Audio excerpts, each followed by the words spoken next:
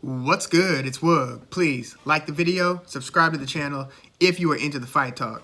We are continuing our best of 2021 in the sport of boxing, basically giving the awards for top 10 pound for pound, trainer of the year, upset of the year, knockout of the year, fight of the year, performance of the year, and fighter of the year. We've already covered the first three in other videos. Now we're getting to knockout of the year, and the candidates are Mark Magsayo versus Julio Ceja. That was on the Pacquiao versus Ugas undercard. Gabe Rosado versus Bekdamir Bekbuli Melikuziev. That was on the Jaime Munguia versus Cesar Meta undercard. Mauricio Lara versus Josh Warrington. Oscar Valdez, Miguel Berchelt. Jake Paul, Tyron Woodley, Tyson Fury, Deontay Wilder. Part 3.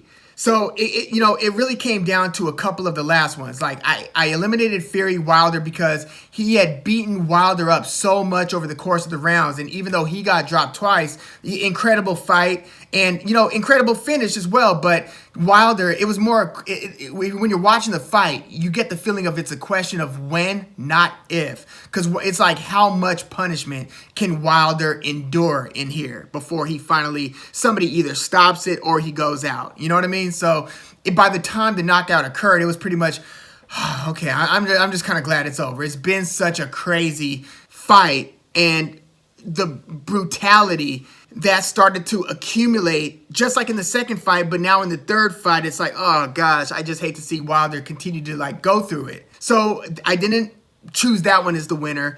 Magsayo versus Ceja, that was a great one. Rosado versus Bekbuli. Bekbuli came in too hot. Rosado was trying to time him a couple times, caught him with one of them, flush finally, just, put him out. Just a highlight performance for Gabe Rosado. Mauricio Lara, shockingly, knocking out Josh Warrington. He had dropped him earlier in the fight and hurt him badly a couple other times, where Warrington kept on fighting back. To his credit, showed a lot of heart, but he was clearly compromised through most of the fight after getting hurt the first time, to where by the time Lara knocked Warrington out, it was like, they should have probably stopped that fight earlier. And it was kind of a scary moment. Now that one, and then the Oscar Valdez Berchelt, those ones took place to silent venues, basically near either crowdless or near crowdless, to where you hear the boom, the drop, and then the primal scream from the victor after he scores a knockout. Ah!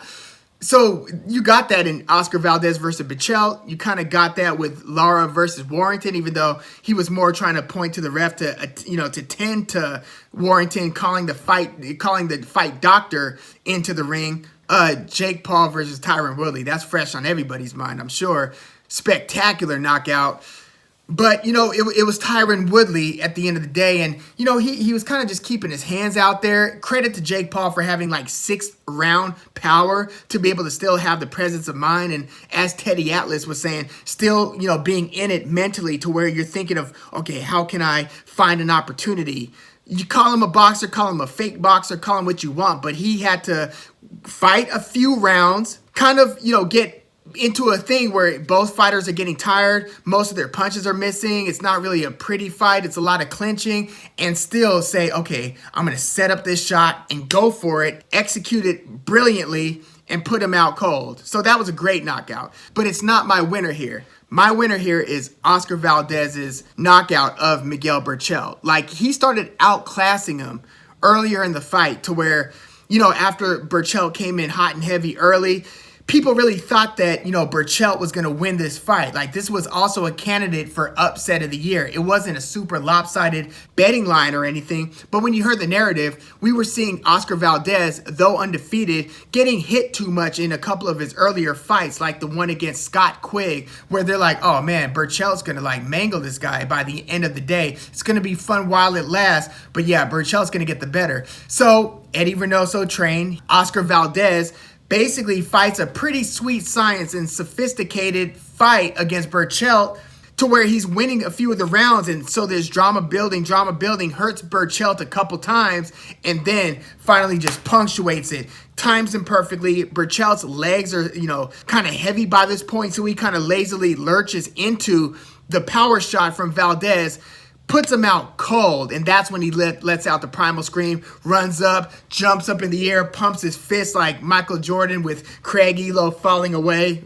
Iconic moment for the Chicago Bull. But yeah, huge celebration. That was the one where you start seeing all the pictures of him going silencing the crowd. Now, Valdez was pretty disgraced later on in the year for testing positive before his fight with Conceição.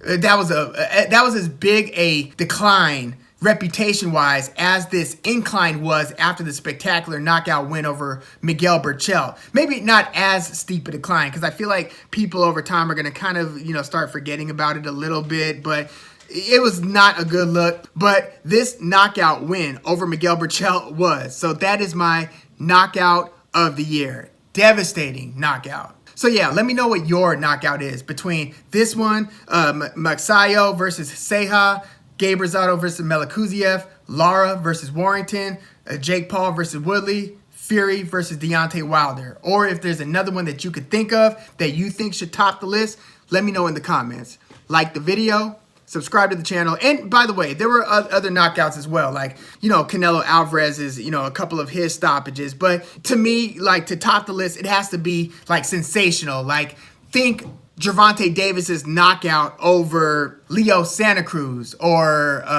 what was the other one from last year? Oh, Alexander Povetkin's knockout over Dillian White before Dillian White stopped him in the rematch. But yeah, let me know what you think. Thanks again for tuning in.